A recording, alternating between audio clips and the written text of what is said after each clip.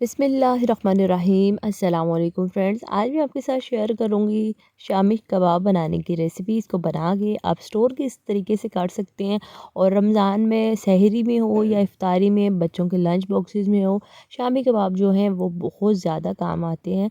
इसके अलावा मैं आपके साथ शामी कबाब मसाला बनाने की रेसिपी भी शेयर करूंगी, जिसको बना के आप रमज़ान के लिए स्टोर करके रख सकते हैं। तो बहुत ही आसान मज़ेदार सी रेसिपी है। तो चलिए स्टार्ट करते हैं। सबसे पहले रेसिपी का स्टार्ट लेते हैं शामी कबाब मसाले से। तो मसालों में यहाँ पे मैंने सबसे पहले 1 चाय का चम्मच काली मिर्च ली है, एक बड़ा दालचीनी का टुकड़ा लिया है, 1 खाने का चम्मच मैंने लिया यहाँ पे सौंफ, और इसके साथ 2 खाने के चम्मच मैंने सूखा धनिया साबुत लिया है, 1 खाने का चम्मच मैंने सफ़ेद ज़ीरा लिया है यहाँ पे, साथ ही साथ तकरीबन 8 से 10 मैंने गोल लाल मिर्चें ली हैं, और इसके साथ साथ 3 हरी इलायची मैंने ली हैं। और यहाँ पे साथ ही साथ मैं दिखा रही हूँ आपको बड़ी इलायची। मेरे पास छोटे साइज़ की थी तो मैंने 4 ली हैं, बड़े साइज़ की हो तो आप 2 ले सकते हैं। 6 से 7 मैंने यहाँ पे लौंग लिए हैं और 3 अदद तेज़ पत्तों का इस्तेमाल करेंगे आगे चल के। अब ये जो रेसिपी है ना, ये 1 किलो दाल और चिकन के लिए बिल्कुल परफेक्ट रेसिपी है। तो इसको मैंने ग्राइंडर जार में डाल के तो ग्राइंड कर लिया, और यहाँ पे ये जो बड़ी इलायची और हरी इलायची के जो छिलके हैं ये मैं निकाल लूँगी, और ज़बरदस्त सा खुशबू के साथ हमारा शामी कबाब मसाला तैयार हो चुका है। अगर आपने ज़्यादा क्वांटिटी में बनाना हो तो इसी रेसिपी को डबल करके तो इसको हल्का सा ड्राई रोस्ट करके ग्राइंड करके किसी भी साफ़ सुथरी एयर टाइट बॉटल में डाल के तो स्टोर कर सकते हैं। इससे देर तक ये जो है वो चल जाएगा और ख़राब बिल्कुल नहीं होता। अब शामी कबाब बनाने की तरफ चलते हैं। तो मैंने यहाँ पे प्रेशर कुकर लिया है, आप चाहें तो पतीले में भी बना सकते हैं, और 3 पाव मैंने यहाँ पे शामिल कर दिया है चिकन ज़्यादातर मैंने सीने का पीस लिया है, और इसके साथ हड्डी का गोश्त भी लिया है, इससे टेस्ट बड़ा अच्छा आता है। और प्रेशर कुकर में चिकन डालने के बाद मैं आपको दिखा रही हूँ चने की दाल मैंने यहाँ पे आधा किलो ली है। आप चाहें तो आधा किलो चने की दाल और आधा किलो यहाँ पे चिकन का इस्तेमाल भी कर सकते हैं। और यहाँ पे साथ ही साथ मैं शामिल कर दूँगी एक बड़े साइज़ की रफली कट की हुई प्याज के साथ साथ मैं शामिल कर दूँगी इसमें लहसुन अदरक का पेस्ट 2 खाने के चम्मच मैंने शामिल कर दिया है। और लहसुन अदरक शामिल करने के साथ साथ मैंने यहाँ पे तेज़ पत्ते शामिल किए। तेज़ पत्ते जो हैं ये साबुत ही जाएंगे।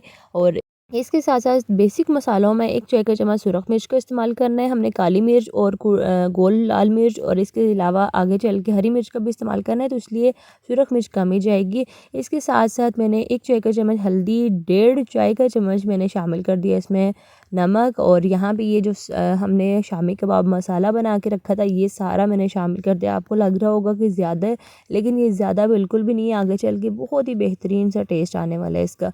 इसके साथ साथ 2 से ढाई गिलास के करीब मैंने पानी शामिल किया। चने की दाल को मैंने तकरीबन धोने के बाद 2-3 घंटे के लिए भिगो के रख दिया था, तो मैं 2.5 गिलास पानी का इस्तेमाल किया। अगर आप पतीले में बना रहे हैं तो 4 से 5 गिलास पानी या फिर उतना पानी आप शामिल करेंगे दाल जो है ये अच्छे से गल जाए। तो 2.5 गिलास पानी जो है ये प्रेशर कुकर में बिल्कुल परफेक्ट है। अब तमाम चीज़ें शामिल करने के बाद मैंने इसको पकने छोड़ दिया था। जब इसमें एक उबाल आ जाएगा उसके बाद हमने प्रेशर का ढक्कन इसके ऊपर लगाना है। इससे क्या होता है, दाल जब उबलती है ना तो झाग जो ऊपर आती है इसके साथ जो दाल के जो दाने होते हैं ना वो प्रेशर की बाजुका सीटी में फंस जाते हैं, और बाजुका प्रेशर कुकर फटने का भी खतरा हो सकता है।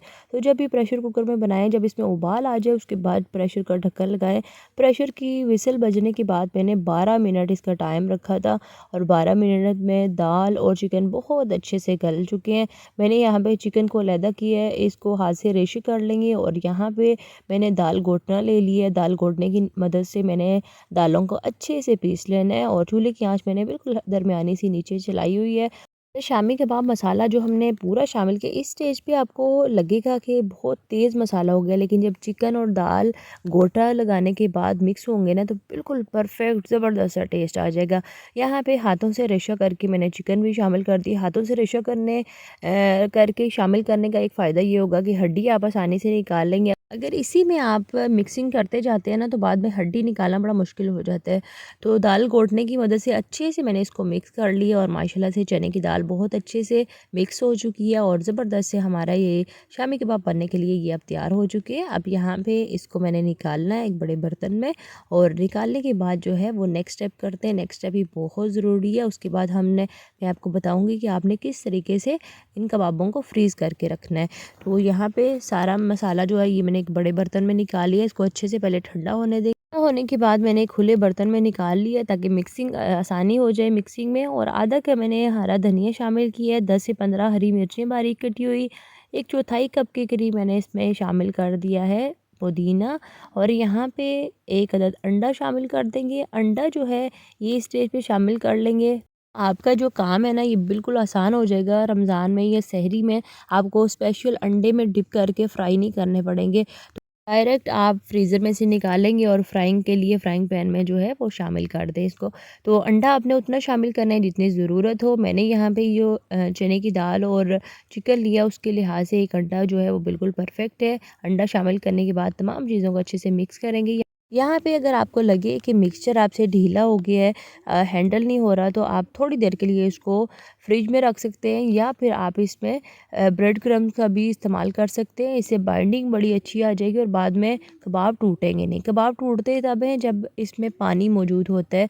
जब आपने दाल को गलाना हो ना तो आपने अच्छे से इसका पानी पहले खुश्क करना है, तो उसके बाद कभी भी आपके कबाब जो है ये टूटेंगे नहीं। तो मिक्सचर तैयार हो चुका है। अब यहाँ पे मैंने एक शामी कबाब मेकर जो है वो ये ले लिया है। इससे हमारे तमाम कबाबों की जो शेप है ना ये बड़ी ज़बरदस्त सी इंशाल्लाह ताला आएगी और बहुत आसानी से तमाम कबाब जो हैं बहुत ही झटपट तरीके से हमारे बन जाएंगे।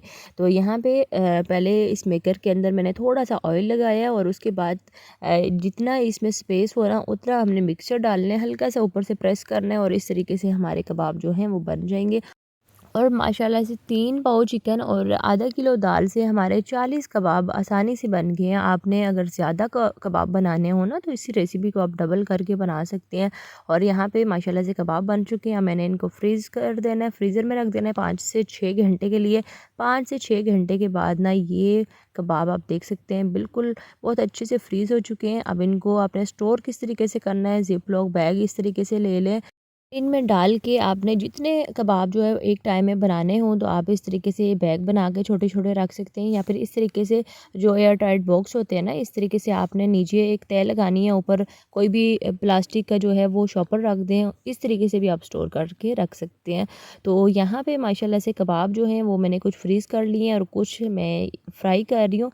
तो पहले से गरम ऑयल में मैंने कबाब डायरेक्ट शामिल किए हैं। 1 से 2 मिनट तक एक साइड से फ्राई करने हैं और जो फ्रीज़ किए हुए कबाब होंगे ना उनको आपने बाहर रूम टेम्परेचर पे छोड़ना नहीं है, बल्कि आपने डायरेक्ट ला के तो इनको गरम ऑयल में, बहुत तेज़ गरम ऑयल नहीं होना चाहिए, बिल्कुल दरमियाना सा ऑयल गरम करके तो इसमें जो है वो शामिल कर लें। 2 से ढाई मिनट तक एक साइड से फ्राई करें, उसके बाद दूसरी साइड से फ्राई करें और जब तक प्यारा सा गोल्डन ब्राउन कलर नहीं आ जाता तब तक आपने फ्राई करना है। और जैसे ही आपको लगे कि इस तरीके से खूबसूरत सा कलर आ चुका है कबाबों में तो आप इनको निकालते जाएँ और एंजॉय कर सकते हैं। रमज़ान में इफ्तारी में सैंडविच बना के या फिर आप सहरी में बना सकते हैं इनको। और ये शामी कबाब बने हो ना तो यकीन मानिए ज़िंदगी जो है वो आसान हो जाती है। तो मैंने इनको बना के तो एक प्यारी सी सर्विंग प्लेट में निकाल लिया है। इसके साथ मैंने हरी चटनी बनाई है बहुत ही मज़ेदार सी। इस ज़बरदस्त सी रेसिपी के साथ मैं आपसे इजाज़त चाहती हूँ। वीडियो को लाइक और अपने फ्रेंड्स एंड फैमिली में शेयर करना मत भूलिएगा। चैनल पर अगर आपने फर्स्ट टाइम विजिट किया तो सब्सक्राइब करके ऑल नोटिफिकेशन को ज़रूर प्रेस करिएगा। तो मिलते हैं फिर किसी और नई मज़ेदार वीडियो के साथ। तब तक के लिए अल्लाह हाफ़िज़, फ़ी अमान अल्लाह।